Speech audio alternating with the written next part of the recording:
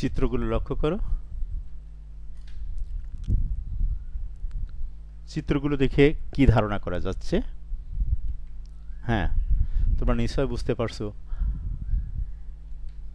আমরা আজ স্থির তড়িৎ নিয়ে কথা বলবো।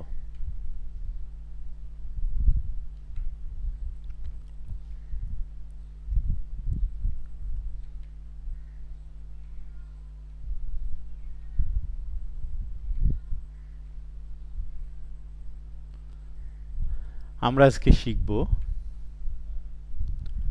স্থির তড়িৎ কি, আধান কি, তড়িৎ আবেশ বলতে কি বোঝায়, ঘর্ষণের ফলে আধান সৃষ্টি ব্যাখ্যা, তড়িৎবীক্ষণ যন্ত্রের সাহায্যে আধানের প্রকৃতি নির্ণয়,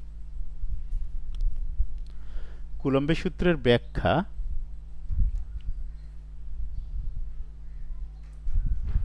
কুলম্বের সূত্রের সাহায্যে গাণিতিক সমস্যার সমাধান।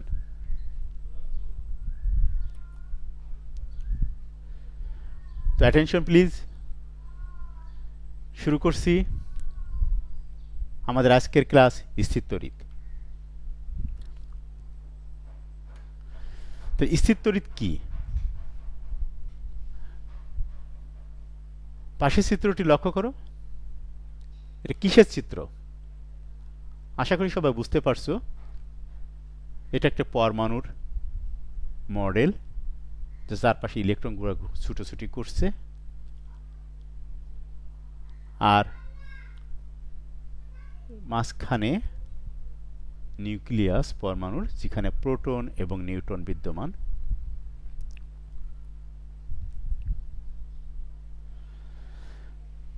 তো স্থির তড়িৎ হচ্ছে যদি কোনো প্রক্রিয়ায় পরমাণুর এক বা একাধিক ইলেকট্রনকে আলাদা করে ফেলা হয়, তবে যে তড়িৎ সৃষ্টি হয় তাকে স্থির তড়িৎ বলে।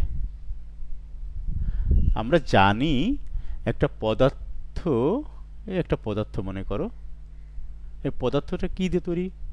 এর কেন্দ্রে থাকে হচ্ছে, পরমাণুর কেন্দ্রে থাকে হচ্ছে প্রোটন এবং নিউট্রন, আর এর চারপাশ দিয়ে থাকে হচ্ছে ইলেকট্রন। ইলেকট্রনগুলো নেগেটিভ চার্জ, আর প্রোটনগুলো হচ্ছে পজিটিভ চার্জ। আর পরমাণুতে ইলেকট্রন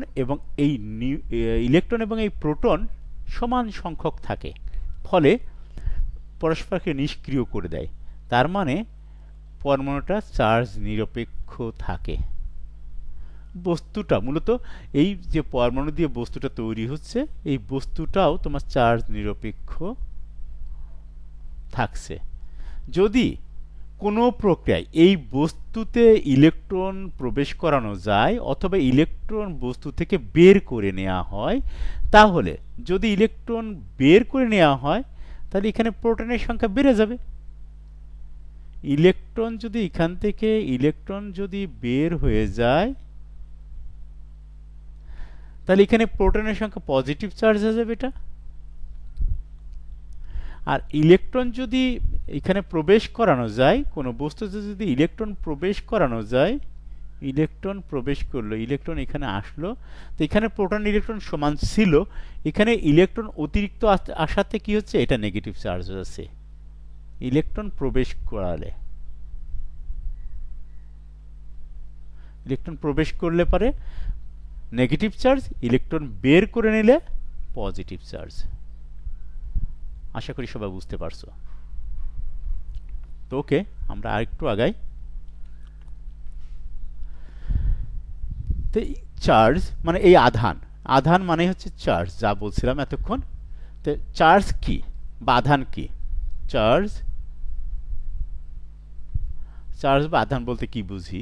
বলছে পরমাণুর সৃষ্টিকারী মৌলিক কণিকা সমূহের মৌলিক বৈশিষ্ট্য সমূহ ধর্মকে আধান বলে। পরমাণুর সৃষ্টিকারী মৌলিক কণিকা কি কি? Electron, proton, neutron. মৌলিক কণিকা হচ্ছে কি কি? ইলেকট্রন, নেগেটিভ চার্জিত কণা, প্রোটন, ইলেকট্রন প্রোটন পজিটিভ চার্জযুক্ত কণা, আর নিউট্রন চার্জহীন। নিউট্রন এন, চার্জহীন। অর্থাৎ এর মৌলিক বৈশিষ্ট্য সহ বৈশিষ্ট্যমূলক ধর্মকে, মানে ইলেকট্রন আর প্রোটন যদি সমান থাকে, যে চার্জের মান সমান কিন্তু একটা নেগেটিভ একটা পজিটিভ, যেহেতু পরমাণুতে ইলেকট্রন আর প্রোটন সমান থাকে তাই হচ্ছে চার্জ নিরপেক্ষ। আর পরমাণুতে যদি ইলেকট্রন প্রবেশ করে তাহলে চার্জ যুক্ত, ইলেকট্রন ঢুকলে হবে হচ্ছে নেগেটিভ চার্জ, ইলেকট্রন বের করে নিলে পরে হবে পজিটিভ চার্জ। Thank you.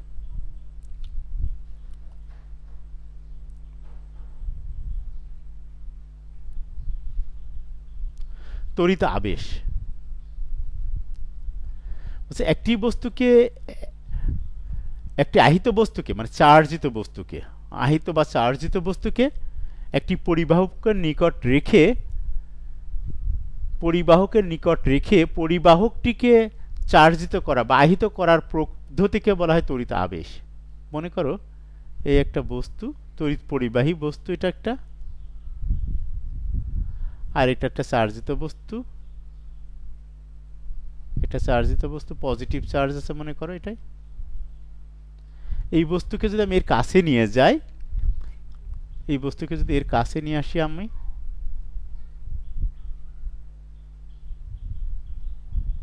তাহলে কি হবে? এটা পজিটিভ চার্জ। তাই এখানে পজিটিভ নেগেটিভ দুই ধরনের চার্জই আছে, তাই এই প্রান্তে সব নেগেটিভ গুলো চলে আসবে আর এই প্রান্তের দিকে পজিটিভ গুলো জমা হয়ে যাবে।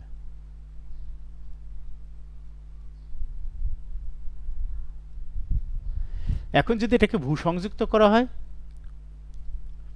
তাহলে এই পজিটিভ চার্জগুলো ভূমি চার্জ দ্বারা নিষ্ক্রিয় হয়ে যাবে, এবং ভূসংযুক্ত যদি কেটে দিই, আমি যদি এটাকে কেটে দিই, বিচ্ছিন্ন করে দিই, তাহলে এই চার্জগুলো সব চলে যাবে, এটা নেগেটিভ চার্জে চার্জিত হবে। এই বস্তুটা কি হয়ে যাবে? নেগেটিভ চার্জে চার্জিত হয়ে যাবে। এইটা হচ্ছে কি, একটা চার্জিত বস্তুর প্রভাবে আরেকটা বস্তুকে চার্জিত করার প্রক্রিয়া, এটার নাম হচ্ছে আবেশ প্রক্রিয়া। এই প্রক্রিয়ার নাম হচ্ছে আবেশ প্রক্রিয়া।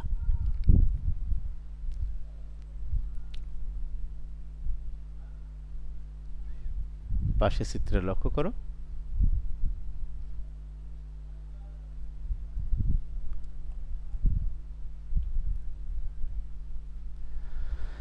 ঘর্ষণের ফলে আধান সৃষ্টি, ধনাত্মক আধান সৃষ্টি।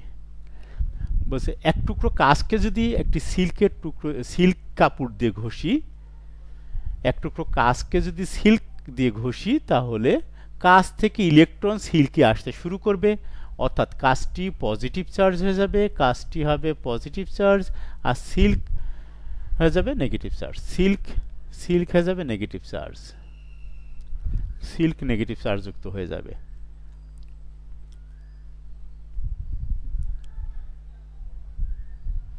কাঁচকে কি করলাম? একটা কাঁচকে সিল্ক কাপড় দিয়ে ঘষলাম, কাঁচ হয়ে যাবে পজিটিভ চার্জ আর সিল্ক হয়ে যাবে নেগেটিভ চার্জ। একটু লক্ষ্য করি, ঘর্ষণের ফলে ঋণাত্মক চার্জ। একটি প্লাস্টিকের পাইপ, একটা প্লাস্টিককে যদি ফানেল কাপড় দিয়ে ঘষি, তাহলে ফানেল কাপড় থেকে ইলেকট্রন চলে আসবে প্লাস্টিকের টুকরোতে, ফলে প্লাস্টিক হয়ে যাবে নেগেটিভ চার্জ আর ফানেল হয়ে যাবে পজিটিভ চার্জ। ফানেল হয়ে যাবে পজিটিভ চার্জ। ওকে, তোমরা বই থেকে তোমাদের বইয়ে এরকম কিছু ঘষার কয়েকটা দেওয়া আছে, নাম দেওয়া আছে, কোনটা ঘষলে কোনটা পজিটিভ কোনটা নেগেটিভ হচ্ছে সেগুলোর একটা চার্ট তৈরি করবে, আগামী ক্লাসে দেখাবে। ওকে, থ্যাংক ইউ।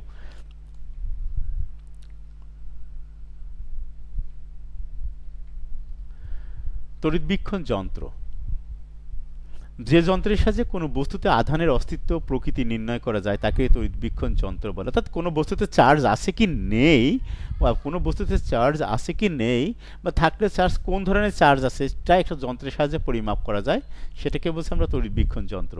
এই যে পাশের চিত্রে দেখতে পাচ্ছ, এটাকে স্বর্ণপথ বিদ্যুৎবীক্ষণ যন্ত্র বলা হয়। এই যেভাবে চার্জ, এটা চাতকি, এটা একটা চাতকি, এটা তড়িৎবীক্ষণ যন্ত্র।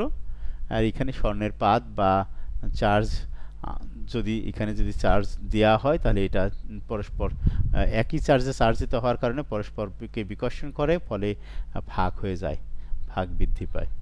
এইভাবে চার্জের অস্তিত্ব নির্ণয় করা যায়। আর এটা যদি পজিটিভ চার্জে যদি চার্জিত করতে হয়, তড়িৎবীক্ষণ যন্ত্রের সাহায্যে চার্জের প্রকৃতি নির্ণয়, এখানে ধনাত্মক চার্জ আছে না ঋণাত্মক চার্জ আছে সেটা নির্ণয় করার জন্য বলছে কোনো একটি বস্তুতে যদি চার্জ জমা হয় তাহলে সেটা কি ধরনের চার্জ, পজিটিভ নাকি নেগেটিভ, তড়িৎবীক্ষণ যন্ত্র দিয়ে সেটা বের করা যায়। প্রথমে তড়িৎবীক্ষণ যন্ত্রের চাতকিতে এই যে চাতকি, এই চাতকিতে একটি জানা চার্জ দিয়ে চার্জিত করতে হয়। মনে করো আমি এখানে পজিটিভ চার্জ দিলাম, এখানে পজিটিভ চার্জ দিলাম, চার্জ দিয়ে এটা ফাঁক হয়ে গেল, দুই পাশে ফাঁক হয়ে গেছে। এখন যদি আমি এখানে একটা চার্জিত বস্তু নিয়ে টাচ করি একে, তাহলে এটা যদি ফাঁক যদি বৃদ্ধি পায় তাহলে মনে করব এটা পজিটিভ চার্জ, আর ফাঁক যদি কমে যায় তাহলে ভাববো এটা নেগেটিভ চার্জ। আর যদি ফাঁক বৃদ্ধি বা কম কোনো কিছু না হয় তাহলে মনে করো চার্জ নিরপেক্ষ বস্তু, এটা একটা কোনো চার্জ নেই। ওকে, আমরা যাচ্ছি আজকের সবচেয়ে ইম্পর্টেন্ট, সবচেয়ে গুরুত্বপূর্ণ যে অংশটা, কুলম্বের সূত্র। কুলম্বের সূত্রের বলছে নির্দিষ্ট মাধ্যমে দুটি বিন্দু আধানের মধ্যে ক্রিয়াশীল আকর্ষণ বা বিকর্ষণ বলের মান আধানদ্বয়ের গুণফলের সমানুপাতিক এবং এদের দূরত্বের মধ্যে দূরত্বের বর্গের ব্যস্তানুপাতিক, এবং এই বল আধানদ্বয়ের সংযোজক সরলরেখা বরাবর ক্রিয়া করে। দ্যাটস মিন, আমরা একটু দেখি, এই একটা বস্তু, চার্জিত বস্তু, এই যে দেখো আধান আর একটা আধান, তো এটা কি যদি নেগেটিভ পজিটিভ চার্জ হয় তাহলে পরস্পরকে আকর্ষণ করবে তাই বলছে, আর যদি পজিটিভ পজিটিভ চার্জ হয়, সমধর্মী চার্জ পরস্পরকে বিকর্ষণ করে, তা বিকর্ষণ করে আর কি। ওকে, তাহলে দেখি সূত্রের ব্যাখ্যা। মনে করো দুটি বস্তু Q1, দেখো এখানে আছে কত, Q1 Q2 চার্জে চার্জিত, Q1 Q2 চার্জ আছে, এটা Q1 আছে চার্জ, এটা Q2 চার্জ আছে, এবং মধ্যবর্তী দূরত্ব, কেন্দ্রদ্বয়ের মধ্যবর্তী দূরত্ব আর, কেন্দ্রদ্বয়ের মধ্যবর্তী দূরত্ব কত, আর। ওকে, তাহলে কি হবে, এদের মধ্যবর্তী আকর্ষণ বল যদি F হয় তাহলে F প্রপোর্শনাল Q1 গুণ Q2, মধ্যবর্তী দূরত্ব কি হবে, চার্জ দ্বয়ের গুণফলের সমানুপাতিক, চার্জ দ্বয়ের গুণফলের সমানুপাতিক, এবং আকর্ষণ বল F প্রপোর্শনাল 1/r স্কয়ার, মধ্যবর্তী দূরত্বের বর্গের ব্যস্তানুপাতিক, বর্গের ব্যস্তানুপাতিক। আর এই দুটি সমীকরণ যখন আমরা এক করে দিই তাহলে হয়ে যায় এরকম, F proportional Q1 Q2 divided by r square. এই প্রপোর্শনাল উঠে গেলে একটা সমানুপাতিক ধ্রুবক পাই, যেটাকে আমরা এই যে এখানে কে হিসেবে ব্যবহার করছি, সমানুপাতিক ধ্রুবক কে, এই কে ব্যবহার করছি, সমানুপাতিক ধ্রুবক, আর সমান চিহ্ন আসছে, এই প্রপোর্শনাল উঠে যায়, প্রপোর্শনাল উঠে গেলে পরে এই সমানুপাতিক ধ্রুবক এবং কে আসছে। একটা উদাহরণ দেখি, 50 কুলম্বের আহিত বস্তুকে বায়ুতে অপর একটি 70 কুলম্বের আহিত বস্তুর নিকট 50 সেন্টিমিটার, আসলে এখানে 20 কুলম্ব হয়, আসলে এটা 20 কুলম্ব, আহিত বস্তুকে অপর একটি 70 কুলম্বের আহিত বস্তু থেকে 50 সেন্টিমিটার দূরে রাখা আছে, মধ্যবর্তী বলের মান নির্ণয় করো। তা আমরা দেখি কি কি আছে এখানে। এখানে আছে Q1 ইকুয়াল টু, ধরে নিচ্ছি Q1 equal to 20 coulomb, Q2 is equal to 70 coulomb, এই যে 70 কুলম্ব, আর কত 20 কুলম্ব,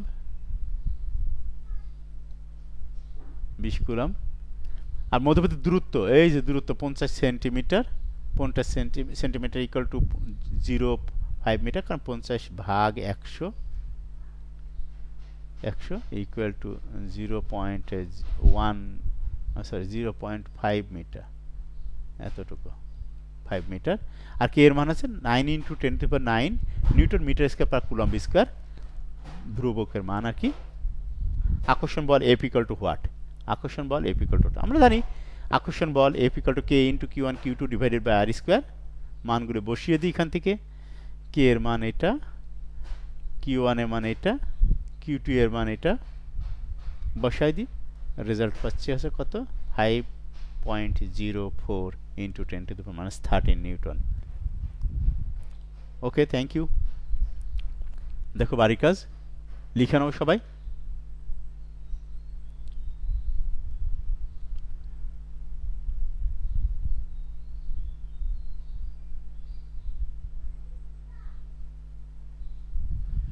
স্ক্রিনশট নাও সবাই।